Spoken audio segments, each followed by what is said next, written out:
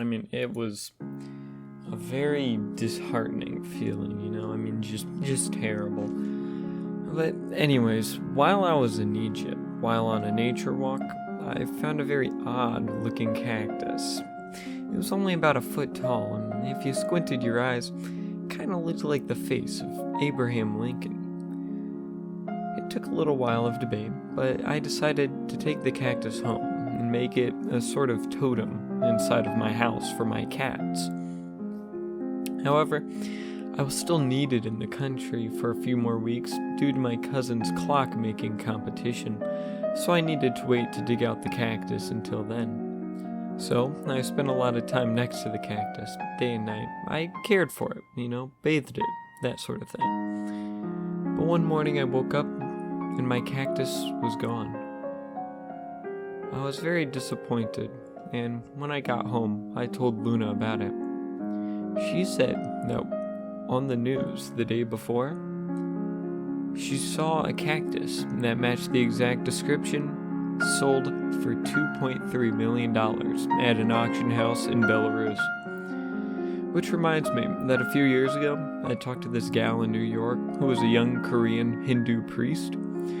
She had some of the cutest eyes, and I thought she would be perfect for my next show. So naturally, I went off into the Amazon to work on my next magic show with this Japanese monk. It was an interesting time for me, I'd just completed my bagpiping degree at Carnegie, and all I could think about was all the time how everything we've ever known would be gone one day or another, all of it. So I left myself with two choices: make the best of it, or give up now and save us all the pain and suffering. Well, there was this one interesting day where we were on a carved out log canoe along the Amazon River with two French scholars, and we came to a clearing in the trees, and I just listened to the sounds of the forest. It was amazing. I had lived my whole life at home up until this point, and now I was miles away from civilization. If something happened, there'd be no one to help me, and it put my mind at ease. Now, these two French scholars, I met them at the county courthouse a few years back, the one with the marble bust of Robert E. Lee and Xi Jinping shooting each other with rifles. Anyway, they told me of a town not too far from Ulaanbaatar, the capital of Mongolia. Now, I myself have never actually been to Mongolia, and I can't confirm its actuality, but nevertheless, I listened closely. They said that all of the persons of this specific town would meet together on the third Tuesday of every month, get in a large circle, and start singing. It could be anything, from ancient chants to modern-day pop music. Then, at the end, they would have a great feast of bread and wine.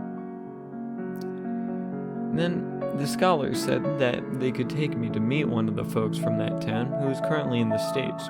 You see, this man, he was a tree expert, and he traveled all over the world in search of rare trees he could not find back home. He told me how he became a tree expert after his uncle died. His uncle owned a small shack outside of the town and collected exceedingly rare tree seeds, and when the uncle unfortunately died, the seeds were the only thing left in the inheritance for the poor guy.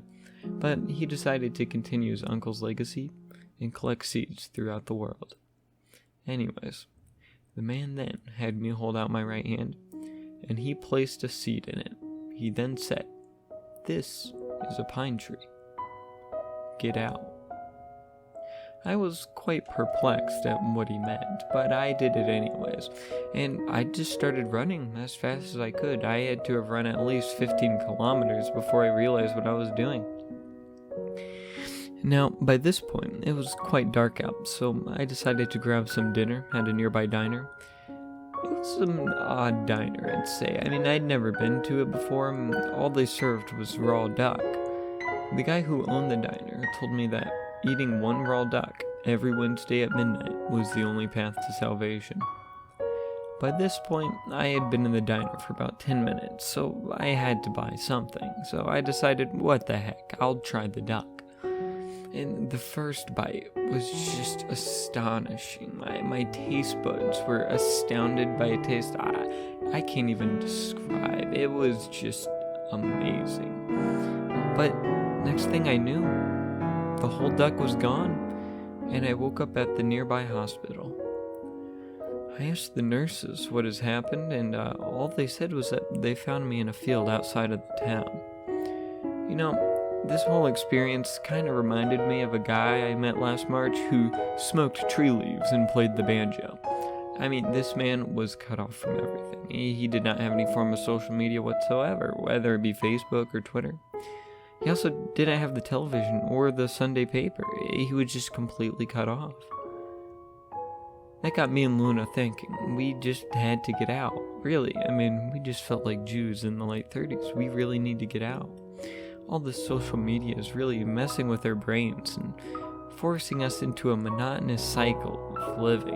In fact, last December, I wanted to print out hundreds of flyers to spread this idea to the general public. So I went to Office Max to buy a new printer because my old one was taken by my aunt for her 3rd annual brick swap, where they swap different bricks of rarity to each other in exchange for other bricks. Anyway, when I had picked out the one I wanted, I went to the man at the counter, and he looked exactly like Barack Obama. I mean, I even had to ask him if he was Barack Obama. He had the exact same face, voice, and everything. And that got me thinking, what are the chances of looking exactly like Barack Obama? So I called up an old mathematician of mine, a friend of mine, who was also into biology and air transport mechanisms, and had him run a few calculations for me. He gave me a number somewhere along those lines of like 0.0000001% chance. Anyways, him and I went out for dinner that evening to a fancy restaurant on the far side of town. Now, him and I aren't really into that super fancy food, you know? I mean, I cannot even pronounce half the items on the menu. But anyways, he went up to grab some ham from the buffet, and when he got back, he just started digging into this ham. I mean, he had to be really hungry. But funny thing was, his ham, it was actually salmon. And he hates salmon. I mean, it looked exactly like ham, but it was salmon. He jumped out of his chair and almost flipped the table in the process. I replied, well, of course it was salmon. Reminds me, last year I was at a rock concert in Seattle when suddenly 3 men jumped up on the stage. And they had guns and they could just completely shut down the concert. I mean, everybody was screaming and stuff. I remember one lady, she had a bag of Takis in her hand, and she was just screaming like a banshee when this happened. Anyways, all the men had locked the doors, so we couldn't really get out. And then they began to force everyone to jump on the ground, threatening to shoot us, when suddenly one of them fired at the ceiling and the whole stage lit up in this vibrant light.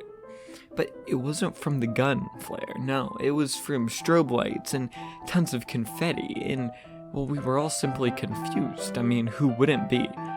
Well, as it turns out, the whole thing was just a set-up surprise party for one of the children in attendance at the concert. Everyone had a good old laugh at the event. I mean, it was scary at times, but really, he did a good thing for this kid. Unfortunately, someone did not tell the kid's father, and he actually had a heart attack due to the stress of the situation and had to be sent to the hospital. Very fortunately, though, the guy recovered fine, but as he was walking out of the hospital, he got hit by a car who was driven by one of the same 3 men that threw the surprise party and became a cripple for the rest of his life.